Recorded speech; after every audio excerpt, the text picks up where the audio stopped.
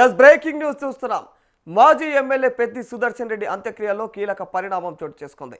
ఆయన అంత్యక్రియల్లో పాల్గొన్నటువంటి సతీమణి పెద్ది స్వప్నారెడ్డి సంచలనమైనటువంటి వ్యాఖ్యలు చేశారు. నర్సంపేటలోని వెంకటేశ్వర బోర్వెల్స్ యజమాని వీరమల్ల వెంకటరెడ్డి ఇక కుటుంబాన్ని అయితే ఉద్దేశించి ఆమె వ్యాఖ్యానించినట్టు తెలుస్తోంది. తన భర్త మృతికి కారణం మీరే అంటే ఇక పెద్ది సుదర్శన్ రెడ్డిని పొట్టన పెట్టుకున్నారంటూ కూడా ఆమె కన్నీటి పర్యంతమయ్యారు. మరి ఈ ఘటనపైన కన్నీరు కారుతూ కూడా తీవ్రమైనటువంటి ఆవేదన వ్యక్తం చేసింది ఆమె. ఇక బాధ్యులపైన చర్యలు తీసుకోవాలని డిమాండ్ చేశారు కూడా. అయితే పెద్ది సుదర్శన్ రెడ్డి సతీమణి స్వప్న చేసినటువంటి వ్యాఖ్యలు ఇప్పుడు రాజకీయ వర్గాల్లో హాట్ టాపిక్ గా మారిపోయాయి.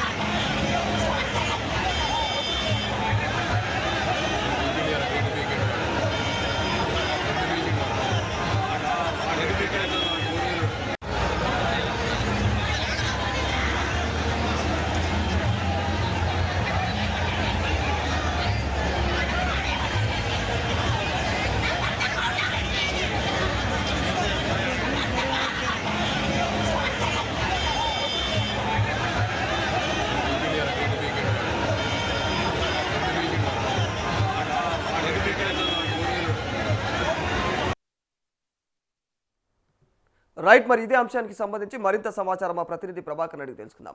ప్రభాకర్, పెద్ది సుదర్శన్ రెడ్డి అంత్యక్రియల్లో భాగంగా ఆయన సతీమణి స్వప్నారెడ్డి చేసినటువంటి వ్యాఖ్యలు ఇప్పుడు పెద్ద దుమారం రేపుతా ఉన్నాయి. నా భర్త చావుకు, నా భర్త మరణానికి మీరే కారణం అంటూ ఆమె ఎదను గుద్దుకుంటూ ఇట్లా ఏలు పెట్టి మరీ చూపిస్తా ఉంది.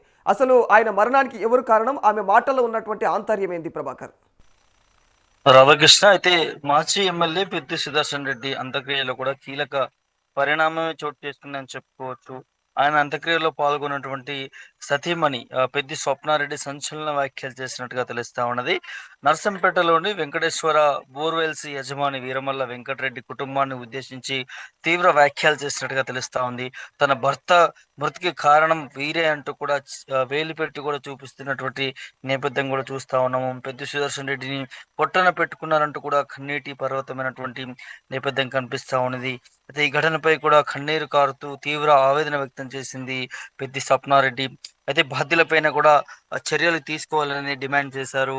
అయితే పెద్ది సుదర్శన్ రెడ్డి సతీమణి స్వప్న చేసినటువంటి వ్యాఖ్యలు ఇప్పుడు రాష్ట్ర రాజకీయాల్లో కూడా హాట్ టాపిక్ గా మారాయని చెప్పుకోవచ్చు రాధాకృష్ణ. అయితే ఆ మాజీ ఎమ్మెల్యే పెద్ది సుదర్శన్ రెడ్డికి సంబంధించినటువంటి ఇష్యూ ఏదైతే ఉన్నదో ఇది స్థానిక బోర్వెల్స్ యజమానులకి మధ్య ఒక ప్రధాన వివాదమే ఉందని చెప్పుకోవచ్చు. గతంలో జరిగినటువంటి వివాదానికి సంబంధించి కూడా అంటే బోరుబావులు వేయించినందుకు సంబంధిత బిల్లు బకాయిలు చెల్లింపు చేయలేదు అనే దాని మీదనే కొంత ఒత్తిడికి తీసుకొచ్చిరు అనే దాని మీదనే స్పష్టంగా తెలుస్తా ఉంది ఈ అంశానికి సంబంధించి కూడా.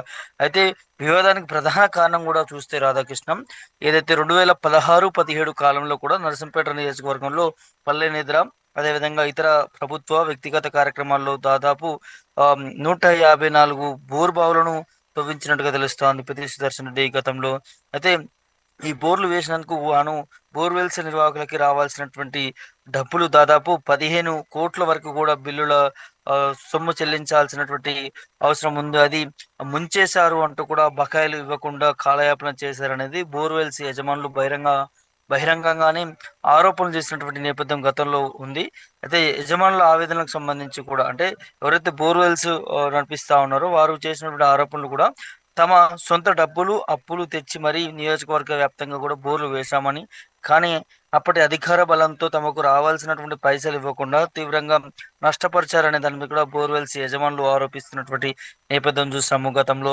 అయితే బిల్లుల డబ్బులు రాకపోవడం వల్ల కూడా తమ వ్యాపారాలు దెబ్బతిన్నాయనేది, కుటుంబాలు రోడ్డున పడ్డాయనేది వారు ఆవేదన వ్యక్తం చేస్తూ కూడా గతంలో కొన్ని లైవ్ డిబేట్లు మీడియా వేదికలపైన కూడా నిరసనలు తెలిపినటువంటి నేపథ్యం ఉన్నది. అయితే ఇప్పుడు ఆ వేధింపులకు తట్టుకోలేకనే పెద్ది సుదర్శన్ రెడ్డి గుండెపోటుకి వచ్చింది. గుండెపోటుకి గల కారణాలు ఆ వేధింపులే అనే దాన్ని కూడా తన సతీమణి పెద్ది స్వప్న చెప్తున్నటువంటి నేపథ్యం కనిపిస్తా ఉంది.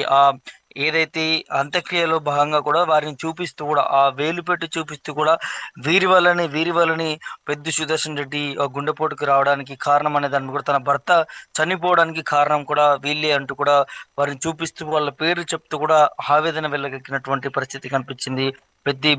భార్యకు సంబంధించి కూడా. సో దీని మీద కఠిన చర్యలు విధించాల్సిందే, బాధ్యులైనటువంటి వారిని శిక్షించాల్సిందే అనే దాన్ని కూడా తను బహిరంగంగానే కామెంట్ చేసినటువంటి పరిస్థితి కనిపిస్తా ఉంది రాధాకృష్ణ.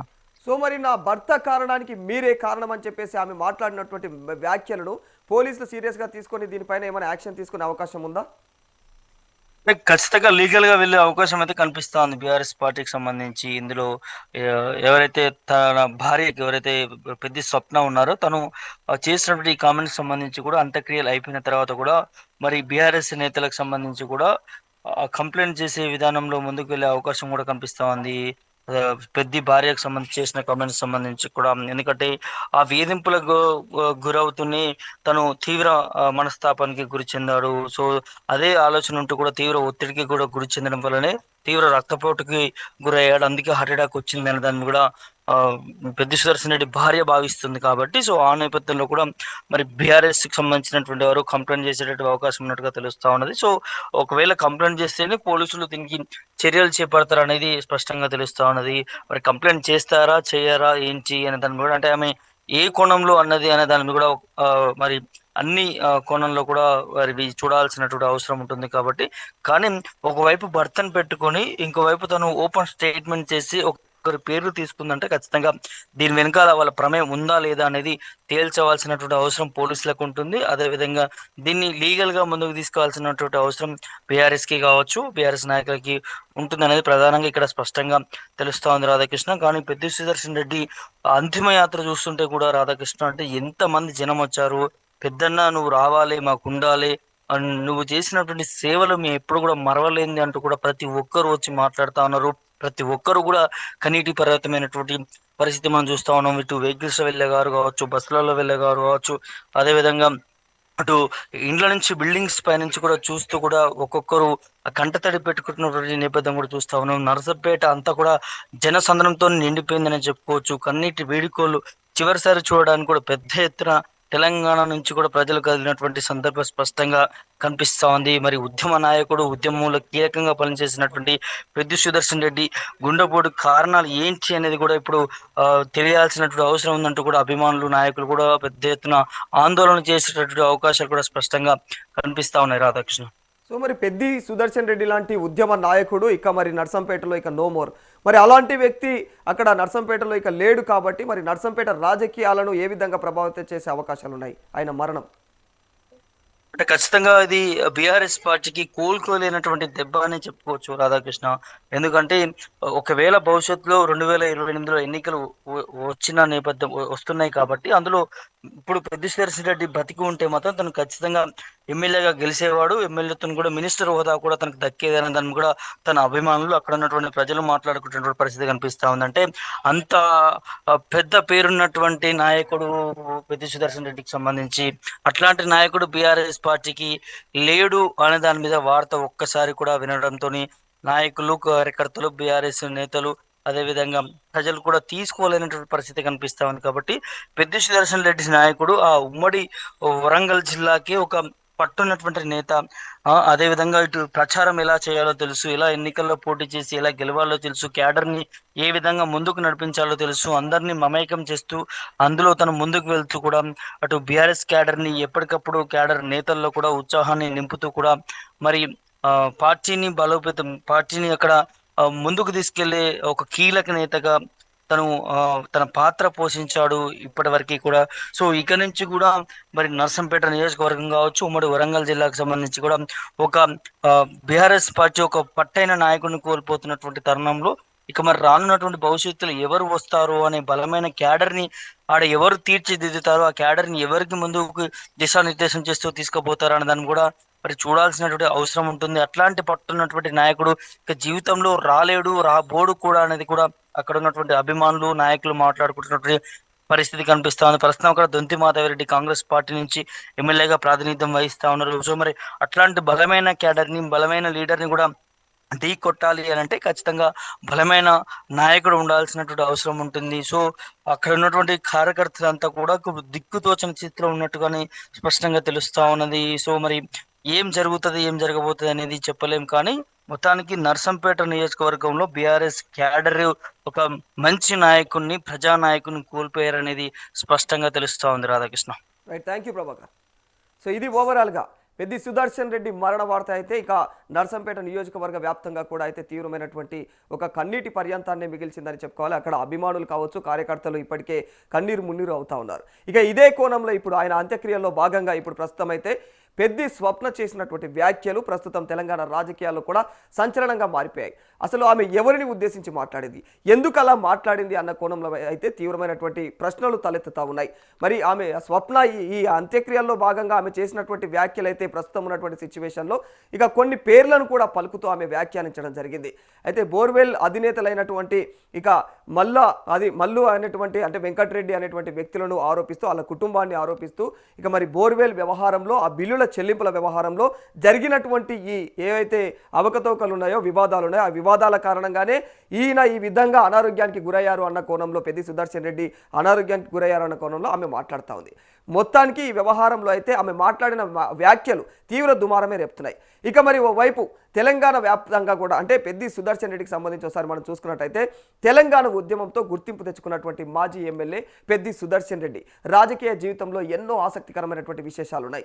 52 ఏళ్ల వయసులో కన్ను మూసినటువంటి ఆయన రాజకీయాల్లో దాదాపుగా 3 దశాబ్దాలుగా కొనసాగుతూ ఉన్నారు. అతి చిన్న వయసులో రాజకీయాల్లోకి వచ్చినటువంటి సుదర్శన్ రెడ్డిని మావోయిస్టులు కూడా టార్గెట్ చేయడం జరిగింది. దీంతో ఆయనకు ప్రభుత్వం ప్రత్యేకంగా 2 గన్మెన్లను కూడా కేటాయించింది. అప్పుడు ఆయన వయసు కేవలం 22 ఏళ్లే కావడం అయితే గమనార్హం. ఇక మరి తొలుత కాంగ్రెస్లో పనిచేసినటువంటి సుదర్శన్ రెడ్డి తెలంగాణ ఉద్యమం కోసం నాటి టీఆర్ఎస్ పార్టీలో చేరడం జరిగింది. చురుకైనటువంటి ఉద్యమకారుడిగా కొద్ది కాలంలోనే గుర్తింపు తెచ్చుకోవడమే కాకుండా ప్రస్తుత బీఆర్ఎస్ అధినేత అయినటువంటి కేసీఆర్కు అత్యంత ఆప్తుడిగా కూడా ఎదుగుతూ వచ్చారు ఆయన.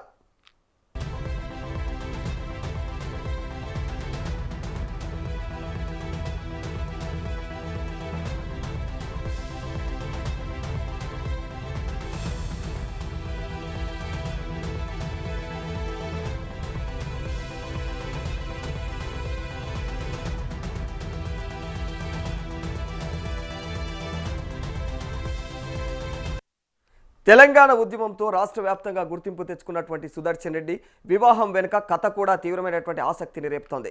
ఎమ్మెల్యేగా గెలిచే వరకు కూడా వివాహం చేసుకోనని ఆయన ప్రతిజ్ఞ చేసినట్లుగా సన్నిహితులు చెప్తా ఉన్నారు. అయితే బీఆర్ఎస్ వర్కింగ్ ప్రెసిడెంట్ కేటీఆర్ నచ్చజెప్పడంతో 2016లో ఆయన ప్రేమ వివాహం చేసుకున్నట్టు తెలుస్తోంది. ఆయన భార్య స్వప్న కూడా బీఆర్ఎస్ పార్టీ నాయకురాలుగా అయితే జెడ్పీటీసీగా సేవలందించడం జరిగింది.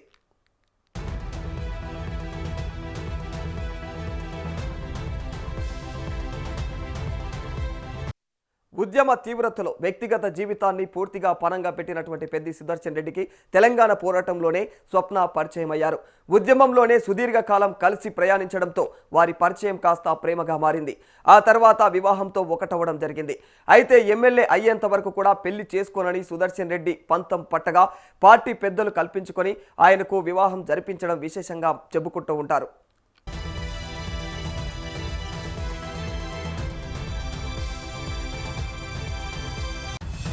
మాజీ మంత్రి పార్టీ వర్కింగ్ ప్రెసిడెంట్ కేటీఆర్ బలవంతంతో 2016లో కేబినెట్ హోదాలో సివిల్ సప్లై కార్పొరేషన్ చైర్మన్ పదవిలో ఉండగా పెద్ది సుదర్శన్ రెడ్డి స్వప్న వివాహం జరిగింది. ఈ వివాహానికి మాజీ ముఖ్యమంత్రి కేసీఆర్ సతీ సమేతంగా హాజరయ్యారని కూడా గుర్తు చేసుకుంటూ ఉంటారు.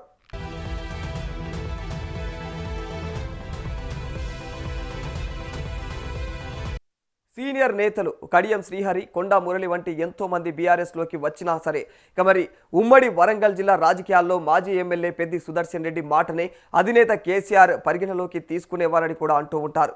సుదర్శన్ రెడ్డి అంటే కేసీఆర్కు అచంచలమైనటువంటి నమ్మకమని ఆయన అనుచరులు గుర్తు చేస్తూ ఉంటారు. పార్టీలో కేసీఆర్, హరీష్ రావులతో సమానమైనటువంటి స్థానం సుదర్శన్ రెడ్డికి ఇచ్చారని కూడా చెబుతూ ఉంటారు.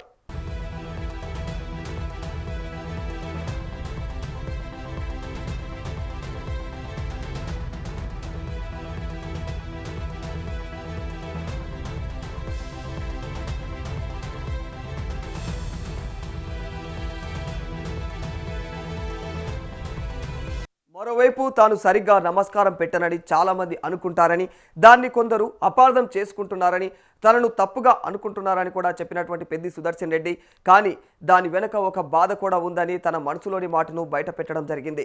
తెలంగాణ ఉద్యమ సమయంలో నిరసన తెలుపుతున్నటువంటి తమపైన పోలీసులు వాటర్ క్యాన్లతో దాడి చేశారని కూడా తెలియజేశాడు. ఆ దాడిలోనే తన కుడి కన్ను తీవ్రంగా దెబ్బతినిందని, అప్పటి నుంచి కన్ను కనిపించదని అయితే పెద్ది సుదర్శన్ రెడ్డి వెల్లడించడం జరిగింది. అందుకే ప్రతి ఒక్కరికి కూడా సరిగ్గా నమస్కారం పెట్టలేకపోతున్నానని తీవ్ర ఆవేదన వ్యక్తం చేశారు.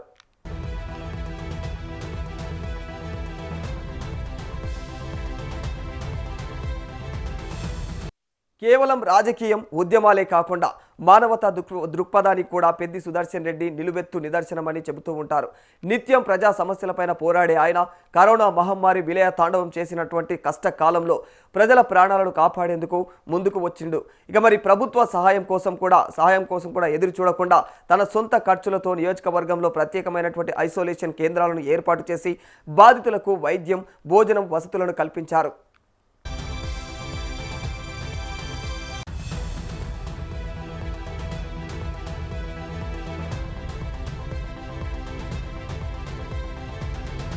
ఒక సాధారణ కార్యకర్త నుంచి యూత్ కాంగ్రెస్, అక్కడి నుంచి తెలంగాణ ఉద్యమ ఉరుకుల పరుగుల ప్రస్థానంలో ఎన్నోసార్లు పోలీసుల థర్డ్ డిగ్రీ ప్రయోగాలకు గురై ఏదైతే ఉందో వాటర్ కెనన్ దెబ్బలకు కూడా కుడికాలు శాశ్వతమైనటువంటి నొప్పులతో ఇబ్బంది పడుతున్నప్పటికీ కూడా ప్రజాసేవలో మాత్రం ఎక్కడ ఏదైతే వెనకడుగు వేయకుండా అయితే ఆయన ముందుకు సాగడం జరిగింది.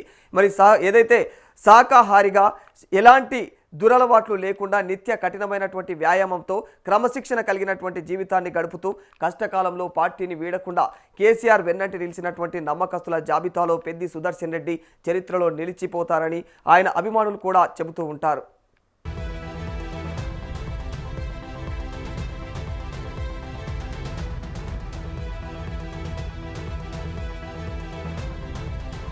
అలాగే ఆయనతో పనిచేసిన కొంతమందిపై కేసులు నమోదయ్యాయని, గన్ లైసెన్స్, గన్మెన్ తొలగింపుపైన కుటుంబ సభ్యులు ప్రశ్నలు లేవనెత్తుతున్నారు.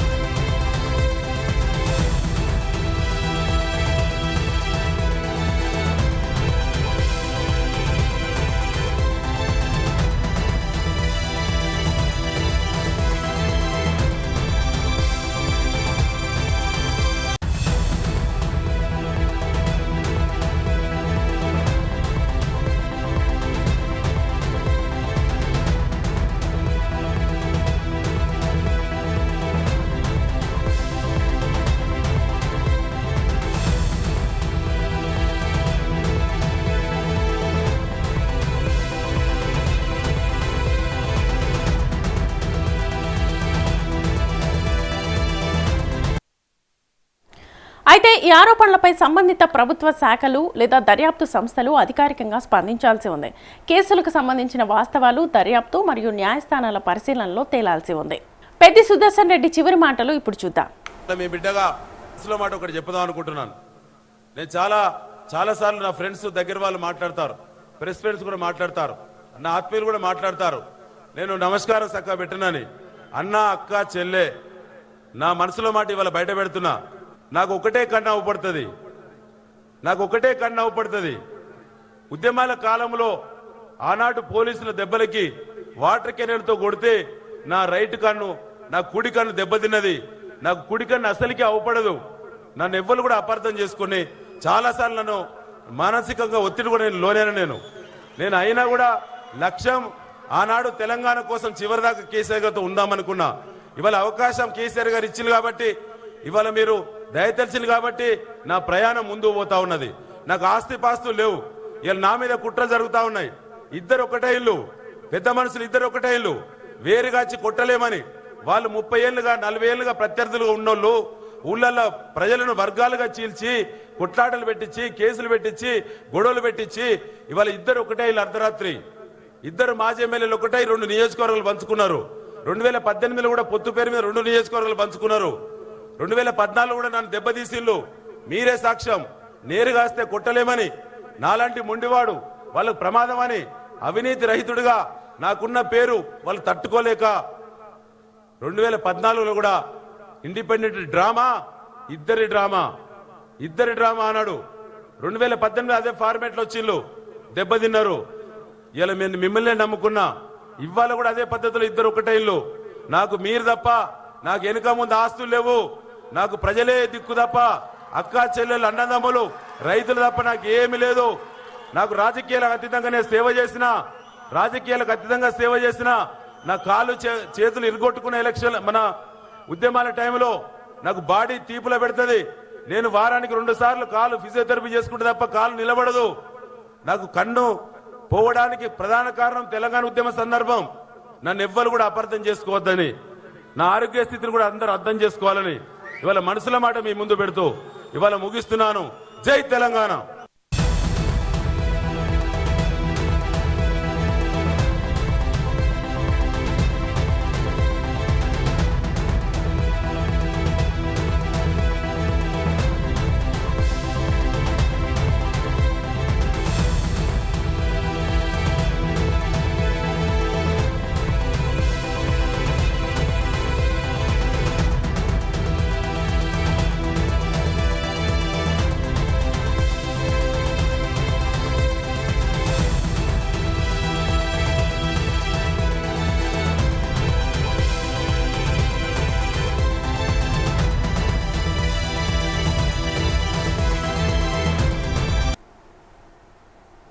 నేటికి ఇదే అంశానికి సంబంధించి ఫుల్ డీటెయిల్స్ మా ప్రతినిధి ప్రభాకర్ అడిగి తెలుసుకుందాం. ప్రభాకర్.